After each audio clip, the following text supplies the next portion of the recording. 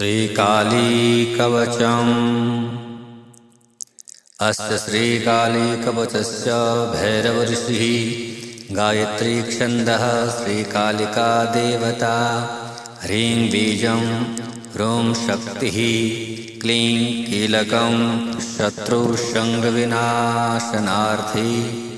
जपे पाठे विनियोगः।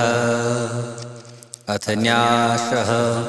भैरवऋषये नमः शिरसि, गायत्री छन्दसे नमः मुखे, श्रीकालिका देवतायै नमः हृदि। ह्रीं बीजाय नमः गुह्ये, ह्रूं शक्तये नमः पादयोः, क्लीं कीलकाय नमः सर्वाङ्गे। क्रां क्रीं क्रूं क्रें क्रौं क्रः अङ्गुष्ठाभ्यां नमः। क्रां क्रीं क्रूं क्रें क्रौं क्रः तर्जनीभ्यां नमः। क्रां क्रीं क्रूं क्रें क्रौं क्रः मध्यमाभ्यां नमः। क्रां क्रीं क्रूं क्रें क्रौं क्रः अनामिकाभ्यां नमः। क्रां क्रीं क्रूं क्रें क्रौं क्रः कनिष्ठिकाभ्यां नमः। क्रां क्रीं क्रूं क्रें क्रौं क्रः करतलपृष्ठाभ्यां नमः। अथ ध्यानं।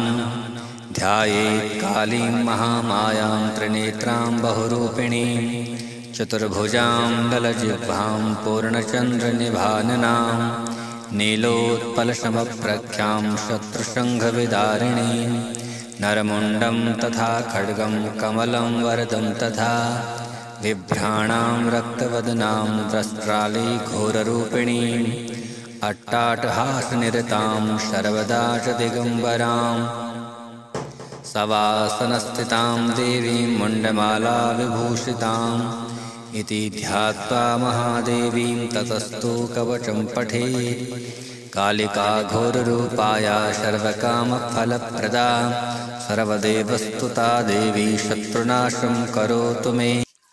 ॐ ह्रीं स्वरूपिणी चैव ह्रां ह्रीं ह्रूं रूपिणी तथा, ह्रां ह्रीं क्षैं क्षौं स्वरूपा च सदा शत्रून् प्रणाशयः। श्रीं ह्रीं ऐं रूपिणी देवी भवबन्धविमोचिनी। ह्रां ह्रीं काली रिपुंश्चैव साहन्तु मम सर्वदा। यथा शुम्भो हतो दैत्यो निशुम्भस्य महासुरः, वैरिनाशाय वन्दितां कालिकां शङ्करप्रियां, ब्राह्मी शैवी वैष्णवी च वाराही नारसिंहिका, कौमारेन्द्री च चामुण्डा खादन्तु मम विद्विषाः। सुरेश्वरी घोररूपा चण्डमुण्डविनाशिनी, मुण्डमाला धृताङ्गी च सर्वतः पातु मां सदा। ॐ ह्रां ह्रीं कालिकी घोरदस्त्रे, रुधिरप्रिये रुधिरपूर्णवक्त्रे, रुधिरावृतस्तने मम सर्वशत्रून् खादय खादय, हिंस हिंस मारय मारय, भिन्दी भिन्दी क्षिन्दी क्षिन्दी, उच्चाटय उच्चाटय, विद्रावय विद्रावय, शोषय शोषय स्वाहा। ह्रां ह्रीं कारायै मदीयशत्रून् मर्दय स्वाहा। अर्क जय जय किर किर किट किट मर्द मर्द मोहय मोहय, हर हर मम रिपून् ध्वंस ध्वंस भक्ष भक्ष त्रोटय त्रोटय।